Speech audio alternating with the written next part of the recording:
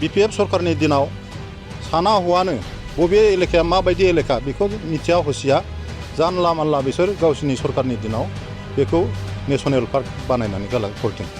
जोंहा इसिबां डकुमेन्ट्स थाखानाय सत्तेयावबो बिसोर 2008आव नेशनेल पार्कआव सोदों।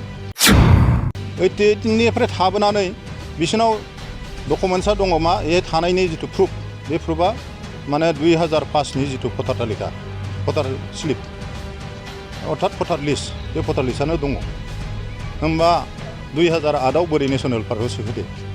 होमबा बे थानाय जिथु रायजो राजाफोर बे रायजो राजाफ्रा माने दंफां मुरा गोजामोन आरो बिसिनि हिसाबै। BPFनि दिनावथ' हा रायजो राजानो हा होनायनि जिथु प्रसेस बे प्रसेसखौनो लाखाथाराखै जों मिथिनायाव। बरन्स BPFनि दिनाव ओरैबायदि खालामदोंमोन जोंनि मानास्रि हालामाव थानाय ओरै सोनाबफार सानजाफार जिबिलाग रायजोफोर दं। इलेक्सन फैबा इभिक्सन अर्डार फैदों होननानै थाखा फैसा खांनानैसो गावसोर माने थाखा फैसा खांनानै लाङोमोन। बेनिफ्राय इलेक्सन थांबाथाय स्रि। आं बे ननके काहितामा गामिनिनो सासे थागिबि मानसि। आंनि नामा परमेश्वर बर', आंनि आफानि नामा सैमा बर'।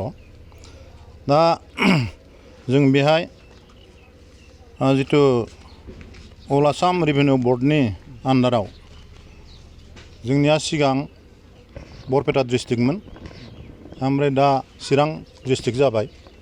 बरपेटा डिस्ट्रिक्ट हिसाबै जोंनि सार्केला बरनगर सार्केलमोन, बेनिफ्राय दा चिरां हिसाबै बिजनि सार्केल जाबाय। दा बेहाय सिगांनो 1964 सननिफ्रायनो बे ननके काहितामाया रेभिनिउखा आरो ननके काहितामानि खोलाहा 1 नं फाथारमारि, बिनि एसे सानजाहा 2 नं फाथारमारि, बिनि सानजा खोलाहा 3 नं फाथारमारि, अर्थात फाथारमारिया 3 रेभिनिउ लाब। दा बेहाय जों बेखौनो बुंनो लुबैयो, जों ननके काहितामानि जिथु ननके काहितामानि रायजोफोर 1 नं फाथारमारि 2 नं फाथारमारि बे माखायाव सिगां जिथु बख'बाग खालामनानै दङमोन, बे बख'बाग खालामनानै थानायाव मानास दैया बिराद हालुं हाथुं देरनानै बे ननके काहितामा 1 नं फाथारमारि 2 नं फाथारमारि 3 नं फाथारमारि दिमाजुलि बे मोनब्रै लाटखौ एकदम खुरनानै निश्चिन्न खालामदों। निश्चिन्न खालामनायाव बे हाग्रा बंग्रा जादों, दंफां लाइफां जादों। बेनिफ्राय जों 1988 सननिफ्राय जों गोदानै सिफायनानै लाफिनदों। 1988 सननिफ्राय सिफायनानै लाफिननानै 88, 89, 90 बे 88 सननिफ्रायनो थाबै बर्थमानसिम जों थाबाय। आरो बेनिफ्राय जिहेथु आं मिथिखागौ जोंहा गोदोनो बेहाय माने थाग्रा बिथा दंखायोमोन ननके काहितामाव। बे हिसाबै आं नै बे 1916/8/95 95 सननिफ्रायनो आं बेहाय माने खाजोना होबोदों। 95नि सिगांनि 14 बोसोर सिगांनिफ्राय आं खाजोना होबोदों। 14 बोसोरनि खाजोनाखौ थारमाने 95 सनाव हैदों आं। दा बिनिफ्राय आं फैयै आगोलाव एकसनामोन, ओमफ्राय मियादि जाबाय, ओमफ्राय नै लेन्ड हल्डिंबो बहननानै लाखादों आं। नैबे जाबाय लेन्ड हल्डिं। 1964 सननिफ्राय जिहेतु थाखानाय हा बेहायनो आं लेन्ड हल्डिं बहनदों। आरो बेनिफ्राय नैबे जाबाय सिटा कपि, बे जाबाय हा डिपार्टमेन्टनि सिटा कपि। आंनि हाया बे, आंनि हानि सिटा कपिया बेनो। आं बेखौ बरनगर सार्केलनिफ्राय बहनदों 2007आव। आरो बेनिफ्राय जोंहा नैबे बे जाबाय ननके काहितामा फाथारमारि 1 नं फाथारमारि 2 नं फाथारमारि दिमाजुलि। बे मोनब्रै लाटखौ फुरनांगौ हिसाबै जिथु अल आसाम भटार सेन्सास, बे सेन्सासखौ 2005आव खालामदों आरो जोंहा 2005नि भटार तालिका दंखायो। आरो बेनिफ्राय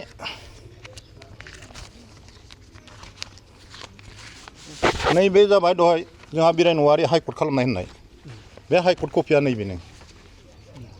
एभिक्सन खालामनायनि 2001आव एभिक्सन खालामदों जों 2001आवनो केस खालामदों हाइकर्टआव। ओमफ्राय जों 2001आवनो बे उइनार कपिखौ मोनदों।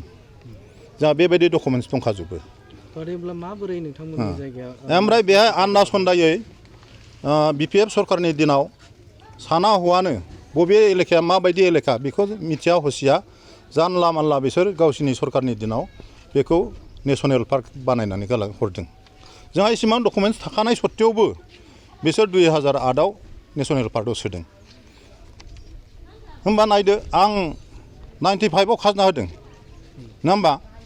ओमफ्राय जों 1988निफ्राय जों बेहाय दखल, ओमफ्राय 90आवसो टाइगार प्रजेक्टखौ बानायदों सरकारा। ओमफ्राय टाइगार प्रजेक्ट बानायनायाव जोंहा अरजालामोन 2008आव। बे दुर्भाग्य नंगौना नङा?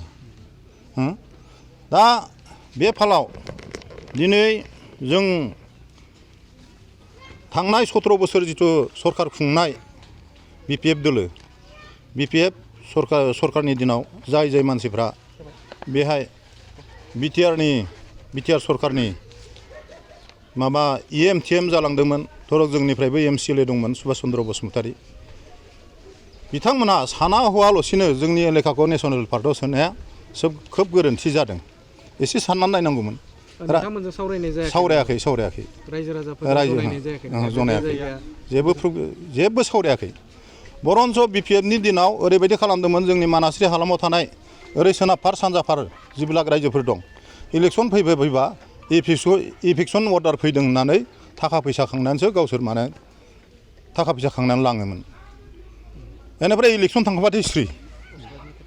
दा नोंथांमोननाव इभिक्सननि नटिसफोर फैदों नामा बेफोरबायदि? गैया, नटिस मोनाखै। ओरैनो खुगाल' नोंसा इभिक्सननि अर्डार फैलायबाय फैसा खांलायदो, होबथानांगौ इभिक्सनखौ। बेबायदि फैसा खाङै लांदों बिसोर।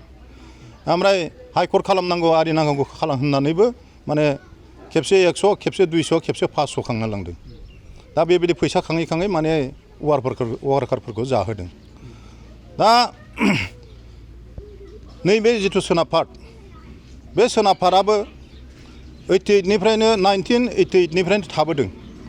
88निफ्राय थाबोनानै बिसोरनाव डकुमेन्टसा दङ मा? ए थानायनि जिथु प्रुफ, बे प्रुफआ माने 2005नि जिथु भटार तालिका, भटार स्लिप अर्थात भटार लिस्ट, बे भटार लिस्टआनो दङ। होमबा 2008आव बोरै नेसनेल पार्कआव सोखोदे? होमबा बे थानाय जिथु रायजो राजाफोर, बे रायजो राजाफ्रा माने दंफां मुरा गोजामोन आरो बिसिनि हिसाबै। दा आं बेखौनो गुरैयै खावलायो, आगोलाव जि जालांबाय BPFनि दिनावथ' रायजो राजानो हा होनायनि जिथु प्रसेस, बे प्रसेसखौनो लाखाथाराखै जों मिथिनायाव। बेनिफ्राय दानि जिथु सरकार, बे सरकारा UPPL सरकारा माने जिबिलाग हा गैजा रोङि मानसिफोर, बे हा गैजा रोङि मानसिफोरनो थानो मोननायनि जिथु अधिकार, अर्थात जनजाति फरेस्ट एक्ट आयेन 2005नि जिथु जनजाति फरेस्ट एक्ट आयेन, बे आयेननि आधाराव हा होनो ओंखारदों। बेखौ जों साबायखर बावदों। आरो जाहाथे बेबायदि जनजाति फरेस्ट एक्ट आयेननि आधाराव थानो मोननाय बायदि जिथु रायजोफोर, बे रायजोफोरनो बे जनजाति फरेस्ट एक्ट आयेननि आधारावनो जाहाथे हा पाट्टाखौ होयो। आरो लोगोसे जोंनि नन काहितामा जिथु रेभिनिउ एलेका, बे रेभिनिउ एलेकायाव सोरहाबा दं एकसयना, सोरहाबा मियादि दं, आरो सोरहाबा 2G दं। आरो ओमफ्राय 1999 सननिफ्रायनो मियादियानो थाथों, एकसयनायानो थाथों, आरो सोरबा एलटमेन्ट मोननानै 2Gयानो होआथों मानो, कमप्लिटलि बरनगर सार्केलनि दैदेननायाव जेसेबां न'खर दं, बे माखाया 1999 सननिफ्रायनो 2G खाजोना होनानै 2021सिम खाजोना होनानै बेहाय बखबाग खालामनानै थादों। रायजोफ्रा ओरैनो थायाखै, टेक्स होदों, टेक्स होनानै बे बखबाग खालामदों। जिहेतु नोंथांमोना गुवाहाटि हाइकर्टनिफ्रायबो कपि मोनदों जों, अर्डार कपि, उइनार कपि। नोंथांमोना जिहेतु थानो हानाय दा बिटिआर सरकारा नैबे समाव लेन्ड मेला खुंगासिनो, हा गैजा रोङिनो हा होगासिनो, मा खावलायगोन बे समाव? बे समाव आं प्रमद सारखौ बेखौनो खावलायदों, आरो रन्जित सारखौबो खावलायदों। रन्जित सारा धरक फरेस्टनिबो EM आरो रेभिनिउबो EM। दा बे फालाव आं खावलायदों जाहाथे प्रमद सारजों रन्जित सारजों जाहाथे मोजाङै हदनाव रायलायलायनानै जोंनो नन काहितामा आरो नैबे सोनाबपारनि जिथु 1988 सननिफ्रायनो थाबोनाय रायजोफोर, बे थाबोनाय रायजो जिहेतु सोनाबपारनिया फरेस्ट, साधारन फरेस्ट ना मामोन बेखौ जों मिथिया, फरेस्टल' लिरनाय दं मेपआव।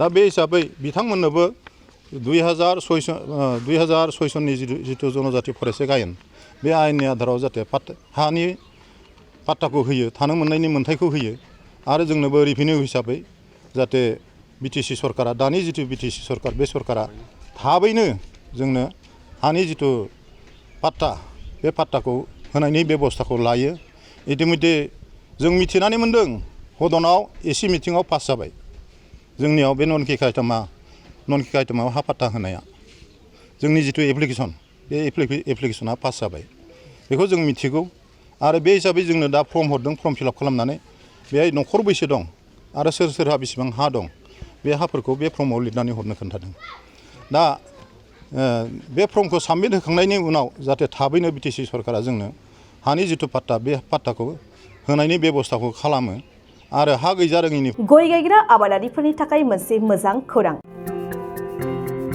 थापा नार्सारियाव मोननो हागोन जाखांफु लाइमोनफोरजों बानायजानाय हाजो आरो हायेनावबो गायजानाय अर्गेनिक गय फुलि